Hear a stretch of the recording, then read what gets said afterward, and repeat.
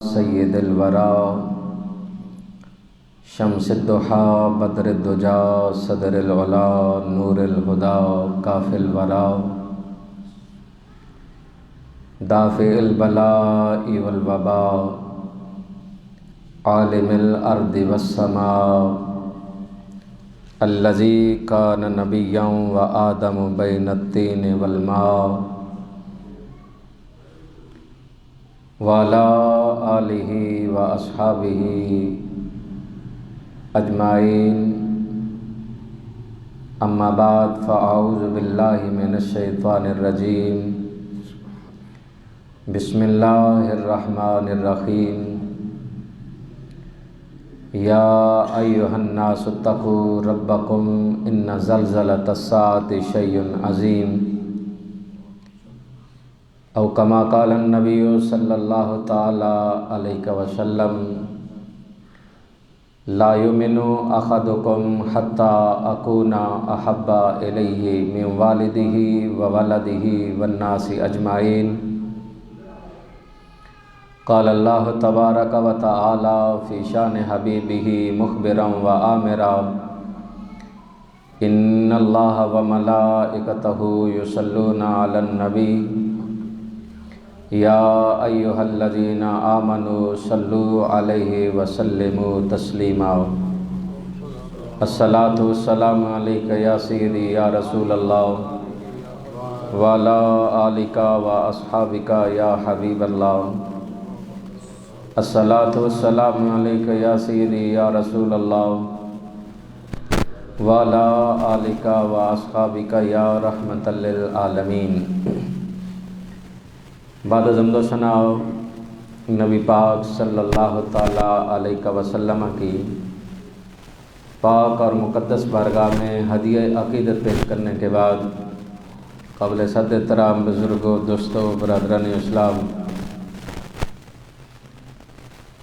دعا ہے اللہ تعالیٰ میری اور آپ کی اس حاضری کو قبول فرمائے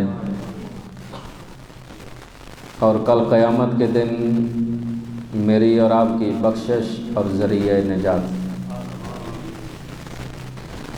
قرآن مجید فرقان حمید میں سے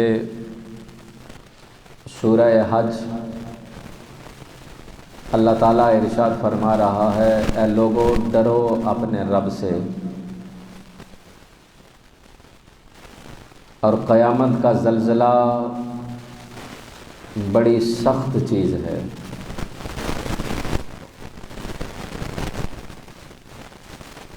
دودھ پلانے والی اپنے دودھ پیتے ہوئے کو بھول جائے گی، حمل والیاں اپنا حمل گرا دیں گی، اور لوگ نشے میں محسوس ہوں گے حالانکہ نشہ نہیں ہوگا۔ یہ کیفیت سخت عذاب کی ہوگی۔ سورہ حج پہلی اور دوسری آیت جس کا ترجمہ میں نے آپ کو سنایا۔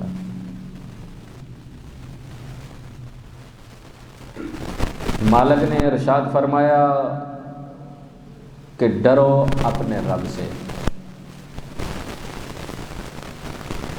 اور زلزلہ قیامت کا بڑا سخت ہوگا، یہ رب کہہ رہا ہے۔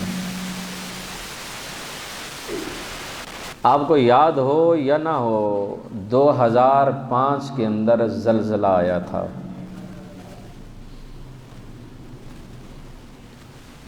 غالباً 8.5 اس کی سختی تھی، روڈ منقطع ہو گئے، زمینی فضائی رابطے منقطع ہو گئے، اور پورے کے پورے شہر اور بستی برباد اور ہلاک ہو گئی۔ اس کی شدت تھی 8.5۔ تو جو میرا رب کہہ رہا ہے کہ وہ بڑا سخت ہوگا، پھر اندازہ کریں کہ وہ کتنا سخت ہوگا۔ اگر قرآن کے روح سے دیکھیں تو سورہ زلزال کے اندر شدید زلزلہ کہا گیا، حدیث پاک کے اندر کہ حضرت آدم علیہ السلام سے لے کر قیامت تک جو کچھ اس کے اندر ہوگا، زمین پھٹ جائے گی، وہ سارا باہر آ جائے گا۔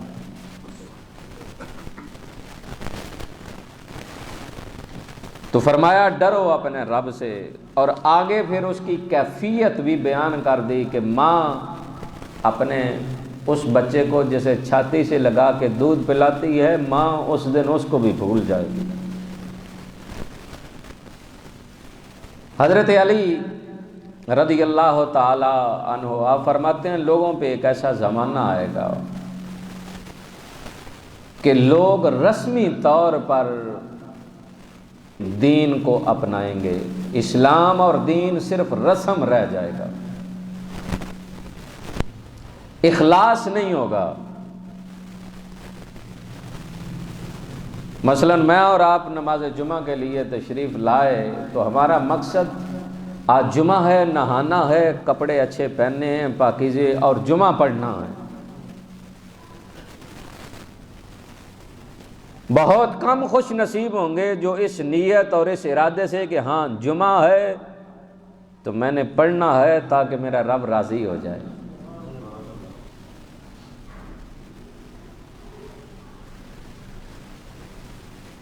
حضرت علی کہتے ہیں لوگوں پہ زمانہ آئے گا، جس طرح ہمارے بڑے لوگ تھے نا بزرگ، تو وہ کہتے تھے ایک زمانہ آئے گا ہر گھر کے اندر ڈانس، گانا اور ناچ۔ تو ہم ہنستے تھے ان بابیاں دا دماغ خراب ہو گیا، ایسے کیسے ہو سکتا ہے؟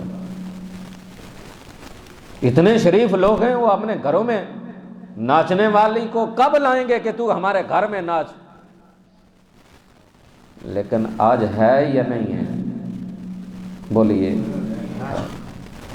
اب تو گھروں کی بات دور کی ہے، ہماری جیب میں ہے، مسجدوں میں بھی یہی معاملہ ہے۔ جو کچھ تھوڑا شریف ہو اس نے تلاوت لگائی ہوگی، جو کچھ تھوڑا اور شریف ہوگا اس نے نعت لگائی ہوگی، جو سب سے زیادہ شریف ہوگا اس نے گانا لگایا ہوگا۔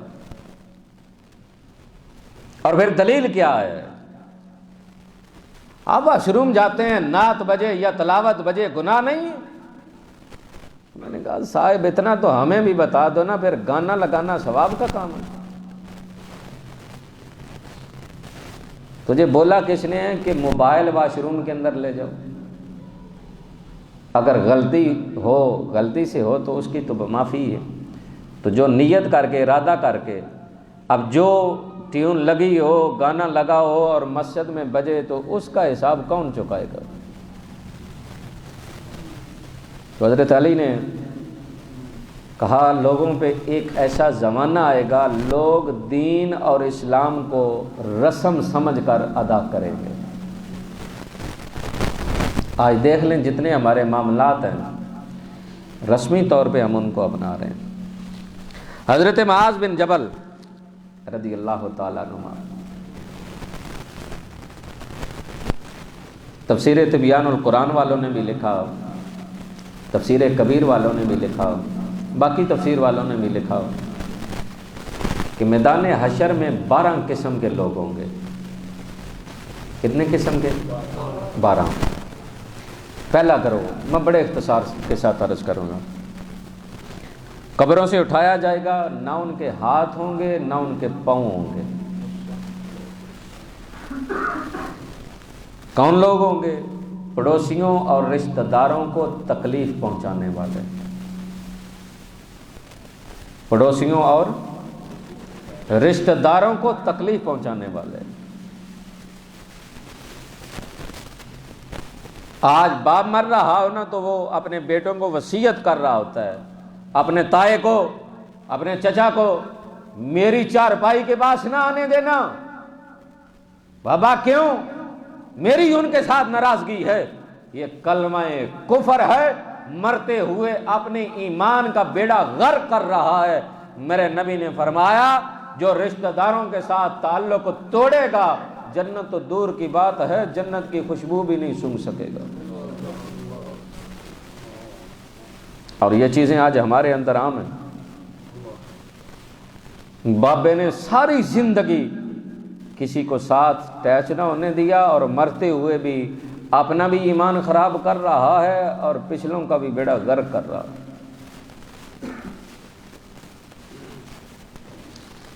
دوسرا کرو، الفاظ سخت تھے، میں نے کوشش کی ہے کہ اس کو مناسب الفاظ میں کہوں۔ قبروں سے اٹھیں گے تو شکل جانوروں کی ہوگی۔ کون لوگ ہوں گے؟ نماز میں سستی کرنے والے۔ میری دعا ہے اللہ تعالیٰ آپ کو پنجگانہ نماز ادا کرنے کی توفیق عطا فرمائے۔ تیسرا کرو، قبروں سے اٹھیں گے تو ان کے پیٹ پہاڑ کی طرح ہوں گے۔ سانپ، بچھو، یہ ان کے پیٹ میں ایسے گھوم رہے ہوں گے جس طرح جانور چڑیا گھر میں گھومتے ہیں۔ کون لوگ ہیں؟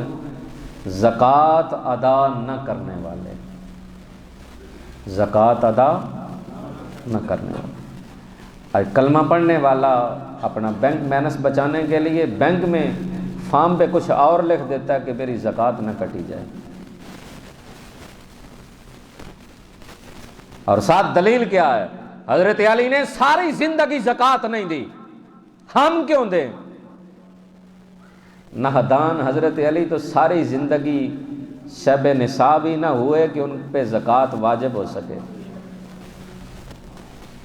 حضرت علی کے گھر میں اگر کہیں سے مال آ جاتا تو اس وقت تک گھر میں بیٹھتے نہیں تھے جب تک کہ سارا سامان لوگوں کے اندر بانٹ نہ دیتے تھے، اور خود جھاڑو لے کر جس کمرے میں وہ مال رکھا ہے جھاڑو دے کر کہتے اے دنیا نکل میرے گھر سے، اے دنیا نکل میرے گھر سے۔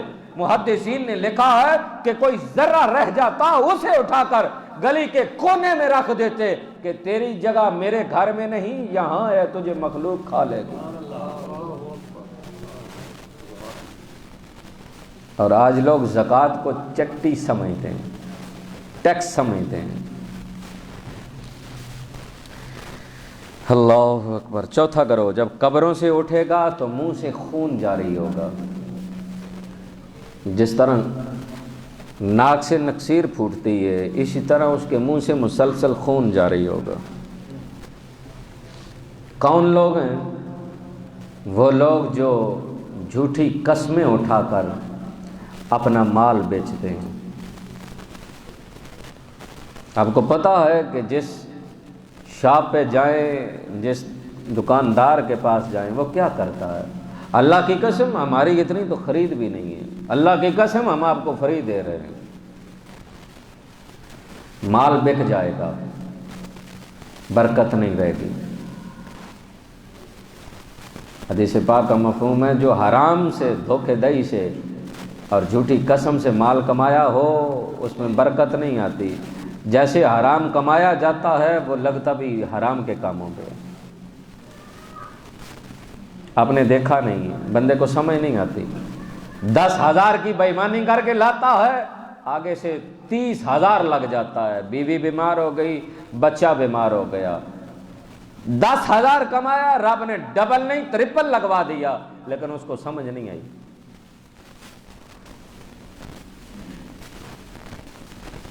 بندہ ہے نا، بندے کی فرقی کام نہیں کرتی، اس کو سمجھ نہیں آتی، مالک اسی وقت اسے سزا دے دیتا، لیکن خبر نہیں ہوتی، اس نے کبھی سوچا نہیں ہوتا۔ اللہ اکبر۔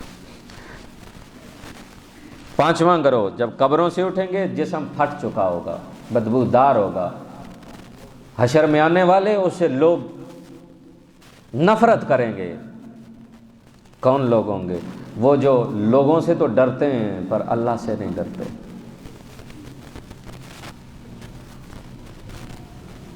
لوگوں کا خوف ہے یہ ناراض ہو جائے گا، یہ دیکھ لے گا، رب کا کوئی خوف نہیں۔ سادہ فارمولہ ہے، جو شخص اللہ سے ڈرتا ہے وہ کائنات میں کسی چیز سے نہیں ڈرتا، تو جو اللہ سے نہیں ڈرتا وہ کائنات میں ہر چیز سے ڈرتا ہے۔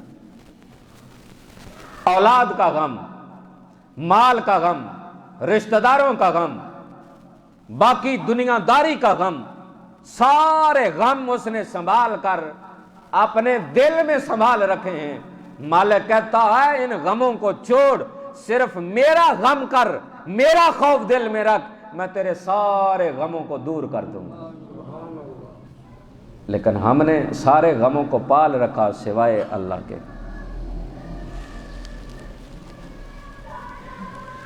چھٹا کرو، جب قبروں سے اٹھیں گے تو ان کی گردنیں ٹوٹی ہوئی ہوں گی۔ جس طرح جس شخص کو سزائے موت دی جاتی ہے نا، تو یہ منکا اس کا توڑا جاتا ہے، گردن لٹک جاتی ہے۔ قیامت میں حشر میں آنے والا ایک گروہ ہوگا جس کی گردنیں لٹکی ہوں گی، یعنی ٹوٹی ہوئی ہوں گی۔ کون لوگ ہوں گے؟ جو جھوٹی گواہی دیں گے، جو جھوٹی گواہی دیں گے۔ ساتواں گروہ، جسم سے خون اور پیپ، جس طرح زخم سے خون اور پیپ بہتا ہے، پورے جسم سے بہہ رہا ہوگا۔ تو کون ہوں گے؟ وہ لوگ جنہوں نے سچی گواہی کو دبا کر دل میں رکھا، سچی گواہی دی نہیں ہے۔ کس لیے؟ رشتہ دار ہیں، رشتہ داری ناراض ہو جائے گی، میرے دوست ہیں، دوست ناراض ہو جائیں گے، اس وجہ سے اس نے سچی گواہی کو دل میں رکھا۔ تو رب نے فرمایا آنا، لوگ تو گناہ کرتے ہیں، ان کے اعمال نامے میں جاتے ہیں، تیرا تو دل بھی گنہگار ہے، کہ تجھے پتا ہے یہ بات سچی ہے لیکن تو نے اپنے دل میں دبا رکھی ہے، تو اس کا ٹھکانہ جہنم ہے۔ آٹھواں گروہ، ان کے پاؤں کو ان کے پیچھے سے موڑ کر ان کی گردنوں میں ڈالا ہوگا۔ کون لوگ ہیں؟ حرام کاری کرنے والے۔ نواں گروہ، چہرے سیاہ ہوں گے، قبروں سے اٹھیں گے چہرے سیاہ ہوں گے، اور جن کے چہرے سیاہ ہوں گے قرآن کا فیصلہ ہے انہیں جہنم میں ڈالا جائے گا، اور جن کے چہرے چمکتے ہوں گے اللہ انہیں جنت عطا فرمائے گا۔ سیاہ چہرے والے، جرم کیا ہے؟ یتیموں کا مال کھاتے ہیں، یتیموں کا مال کھاتے ہیں۔ 10واں گروہ، جسم پہ برس اور کوڑ بیماری ہوگی۔ کون لوگ ہیں؟ ماں باپ کے نافرمان ہیں، والدین کے نافرمان ہیں۔ ایک شخص سارا دن روزہ رکھے،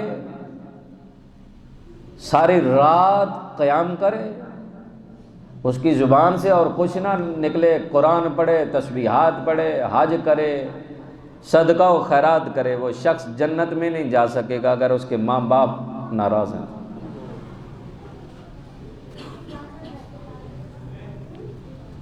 ہمارے ہاں آج فیشن بن چکا ہے، بیٹا تھوڑا پڑھ جائے تب بھی ماں باپ کا نافرمان، دین سے دور، وہ اپنا دین تلاش کرنے لگتا ہے، نہیں یہ میرا دین ہے۔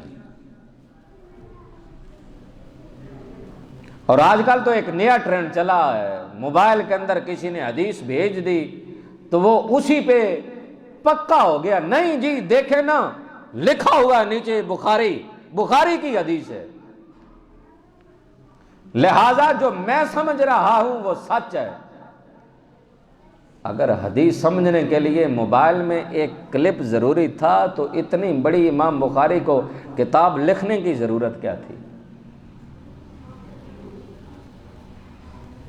اور جس کتاب لکھنے کے لیے امام بخاری نے اپنے آپ کو اتنا پاکیزہ رکھا کہ آپ کشتی میں سوار کر رہے ہیں، ایک شخص نے اپنی ہیروں کی تھیلی کو چھپا لیا اور چھپا کر اس نے کہا یہ شریف آدمی ہے، اس پہ الزام لگا دو، لوگ مان جائیں گے، لوگ مان جائیں گے۔ پتہ نا آج سارے جتنے معاملات ہیں وہ شریفوں کے ساتھ ہی تو ہیں، جو تھوڑا سخت ہو اس کے ساتھ تو دیکھتا بھی کوئی نہیں ہے۔ کشتی کے اندر شور مچا، اب اس چور نے دیکھا کیا تھا کہ امام بخاری کے پاس ہیروں کی تھیلی ہے، میں شور مچاؤں گا تو یہ ان سے لے لوں گا، دلیل تو ہے کوئی نہیں، تلاش کریں گے پوری کشتی سے تو کسی اور سے نکلیں گے نہیں، ان کے پاس سے نکلیں گے۔ جب یہ شور مچا نا تو امام بخاری نے وہ ہیروں کی قیمتی تھیلی کو اٹھا کے تو پانی میں ڈال دیا، حالانکہ تھے امام بخاری کے اپنے۔ جب باہر نکلے تلاشی لی گئی تو کوئی نہیں نکلے، سب نے کہا کہ تو نے جھوٹ بولا ہے، ایک شریف آدمی پہ تو نے الزام لگایا ہے۔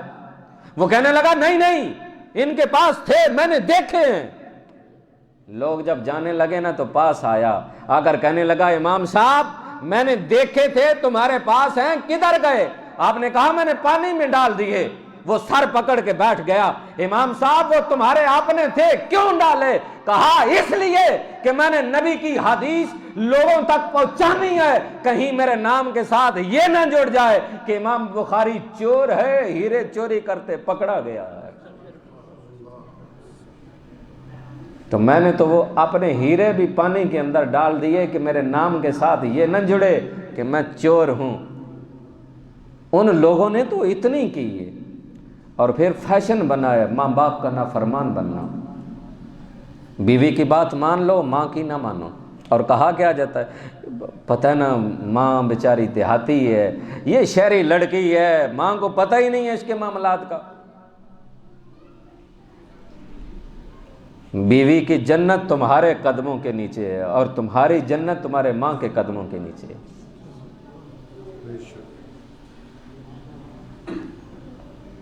اللہ اکبر۔ 11واں گروہ، دل بھی اندھا ہوگا، آنکھیں بھی اندھی ہوں گی۔ کون لوگ ہوں گے؟ شراب پینے والے۔ کون لوگ؟ آج ایک نیا سسٹم چلا ہے، شراب پینے والے بھی کیا کمال کی دلیل دیتے ہیں، اور ان مولویوں کو کیا پتہ ہے، اللہ نے قرآن میں کہا ہے کہ تسی جنت میں آؤ گے، میں تمہیں جنت میں بھی شراب دوں گا۔ اور ساتھ بیٹھنے والے واہ واہ واہ واہ کیا بات ہے، کیسی دلیل دی ہے، بولتی بند کر دی ہے۔ اللہ اکبر۔ بیہودہ اور حرام چیز کو جنت کی نعمتوں کے ساتھ تشبیہ دینا، یہ کلمہ کفر ہے۔ یہ شراب حرام ہے، اللہ نے حرام کی، اس کے رسول نے حرام کی۔ اس شراب سے عقل، حیا، یہ سارا چھن جاتا ہے، تمیز نہیں رہتی۔ سامنے ماں ہے یا بیٹی ہے، سامنے بیوی ہے یا بہو ہے، یہ سارا امتیاز ختم ہو جاتا ہے۔ لیکن جو جنت کی شراب ہے، رب نے سورہ دہر کے اندر وعدہ فرمایا، شرابن طہورا، آؤ گے میں تمہیں پاکیزہ شراب عطا کروں گا۔ لیکن یہ ان کے لیے ہوگا جنہوں نے یہاں یہ حرام کاری نہیں کی ہوگی۔ تو جنہوں نے یہاں اللہ اور اس کے رسول کی حدوں کو توڑا ہوگا، ان کا ٹھکانہ جہنم ہے، جنت کا شراب نہیں ہے۔ 12واں گروہ، چہرے 14ویں رات کی طرح اور چاند کی طرح چمک رہے ہوں گے۔ پوچھا جائے گا کون لوگ ہیں؟ کہا یہ وہ لوگ ہیں جو دنیا میں اللہ سے ڈرتے تھے اور میری عبادت کے لیے وضو کرتے تھے۔ حضور سے پوچھا گیا نا یا رسول اللہ صلی اللہ تعالی علیہ وسلم، میدان حشر میں تو اتنے لوگ ہوں گے، آپ اپنے امتی کو کیسے پہچانیں گے؟ تو حضور نے فرمایا میرے امتی کے وہ اعضاء چمک رہے ہوں گے جو وضو کرتا ہے، چہرہ چمک رہا ہوگا، ہاتھ چمک رہے ہوں گے، پاؤں چمک رہے ہوں گے، تو مجھے پتہ چل جائے گا یہ میرا امتی جا رہا ہے۔ تو کہا یہ وہ خوش نصیب ہیں کہ جو دنیا میں اللہ سے ڈرتے تھے، اللہ نے اعلان کیا جاؤ میں نے تمہیں بخش بھی دیا ہے اور تمہیں جنت بھی عطا کر دی۔ ایک صحابی رسول صلی اللہ تعالی علیہ وسلم حضور کے دربار میں آتے ہیں اور آ کر عرض کرتے ہیں یا رسول اللہ صلی اللہ تعالی علیہ وسلم قیامت کب آئے گی؟ حضور خاموش ہیں۔ دوسری مرتبہ پھر سوال کرتا ہے یا رسول اللہ قیامت کب آئے گی؟ حضور خاموش ہیں۔ تیسری مرتبہ پھر سوال کرتا ہے تو نبی پاک صلی اللہ تعالی علیہ وسلم فرماتے ہیں کہ اے قیامت کا بار بار پوچھنے والے، یہ تو بتاؤ تم نے قیامت کے لیے تیاری کیا کر رکھی ہے؟ اب صحابی کا سوال سنیے، صحابی کہتا ہے یا رسول اللہ نمازوں کا فخر نہیں، روزے حج زکوٰۃ کا فخر نہیں۔ کیا صحابہ نماز نہیں پڑھتے تھے؟ بولیے۔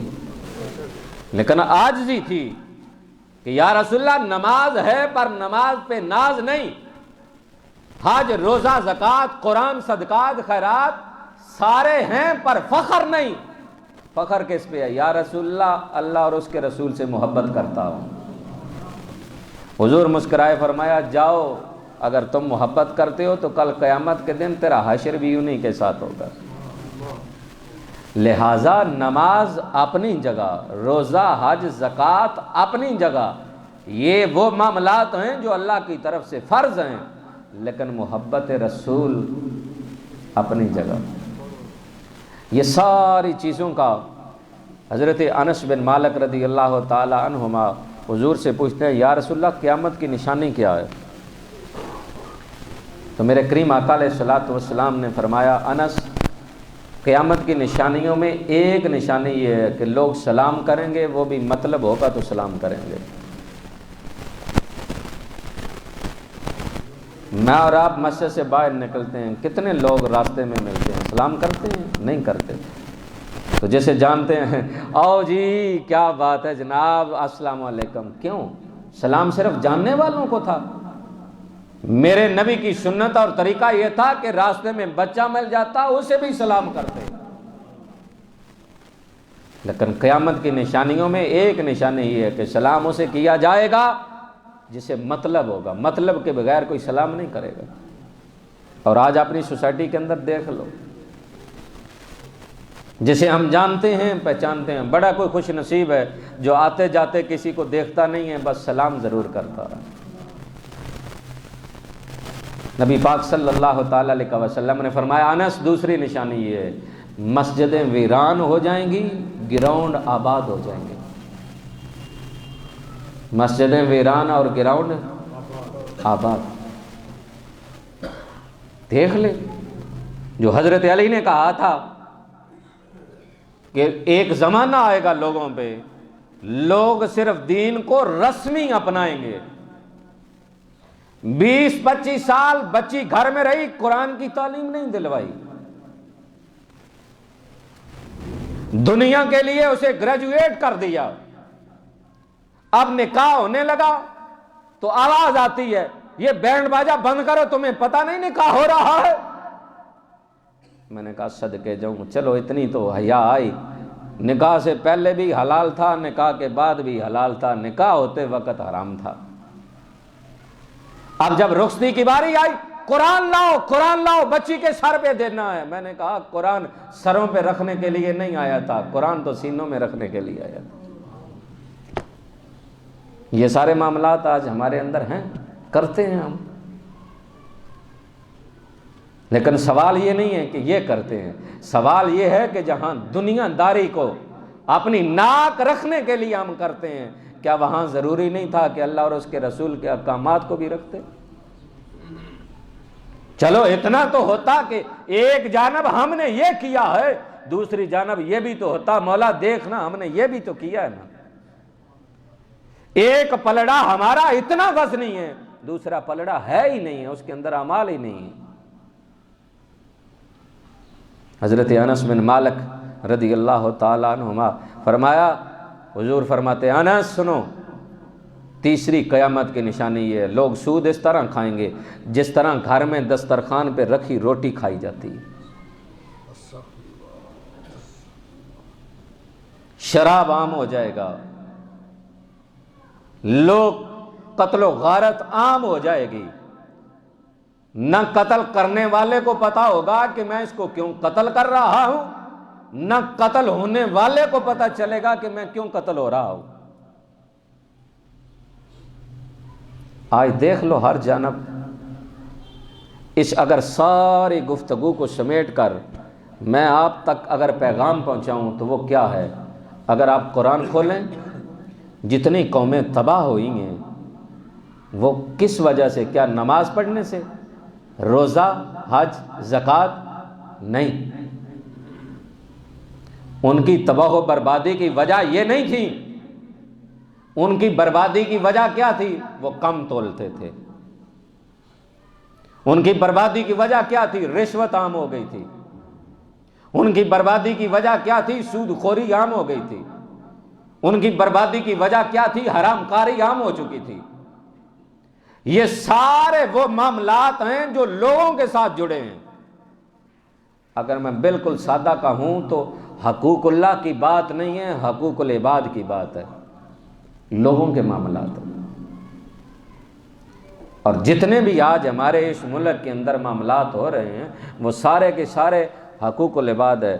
اگر حرام کاری کر رہا ہے تو کسی کی عزت کو خاتمے میں لا رہا ہے، وہ بھی لوگوں کے ساتھ منسلک ہے۔ اگر سود خوری کر رہا ہے تو تب اپنا گھر بھی برباد کر رہا ہے، اپنی قبر برباد کر رہا ہے، اور ساتھ اپنے لوگوں کے معاملات بھی بگاڑ رہا ہے۔ کن کے ساتھ ہے؟ یہ بھی معاملات لوگوں کے ساتھ ہیں۔ شراب خوری کر رہا ہے، پی رہا ہے، تب بیچ رہا ہے، تب سپلائی کر رہا ہے، تب سارے معاملات کن کے ساتھ ہیں؟ لوگوں کے ساتھ ہیں۔ یہ سارے معاملات لوگوں کے ساتھ ہیں۔ صرف اپنی انا کی تسکین کے لیے بندہ لوگوں کے گھر اجاڑ دیتا ہے۔ کیوں؟ کیا کل قیامت کے دن اللہ اسے پوچھے گا نہیں؟ تو اس لیے جتنے معاملات ہیں وہ اپنی جگہ حقوق اللہ ہے، جس کے اندر کوئی بندہ گواہ نہ ہو، یعنی آپ نے کوئی ایسا جرم کیا ہے جو صرف اللہ جانتا ہے یا آپ جانتے ہیں، آپ نے اس کا اشتہار نہیں لگایا، جس طرح میرے معزز دوست لگا دیتے ہیں، رات کو جرم کیا، صبح اٹھ کے خود ہی اشتہار لگا دیا، میں نے رات کو یہ کیا ہے، ایسے کیا ہے، ویسے کیا ہے۔ گناہ کی تشہیر کرنا، اس گناہ کی معافی کوئی نہیں، سزا رہ جاتی ہے۔ منع کیا گیا اشتہار بازی سے کہ اپنے گناہ پر لوگوں کو گواہ نہ بناؤ۔ ہم کیا کرتے ہیں؟ جب گناہ کرتے ہیں تب کوئی دیکھتا نہیں، لیکن گناہ پہ آگے گواہ بنا لیتے ہیں، تم بھی میرے گواہ ہو جاؤ، تم بھی گواہ ہو جاؤ۔ تو جو گناہ صرف اللہ کے درمیان ہے، بندہ سچے دل سے معافی مانگے، رب معاف کر دیتا۔ باقی رہا معاملہ حقوق العباد کا، تو آج جتنی ٹینشن ہمارے ملک کے اندر ہے وہ ساری کی ساری حقوق العباد پہ ہے۔ تو اللہ تعالی ہم سب کو ایسی چیزوں سے محفوظ فرمائے اور حقوق اللہ اور حقوق العباد کو اپنانے کی توفیق عطا فرمائے۔ آمین ثم آمین، وآخر دعوانا ان الحمد للہ رب العالمین۔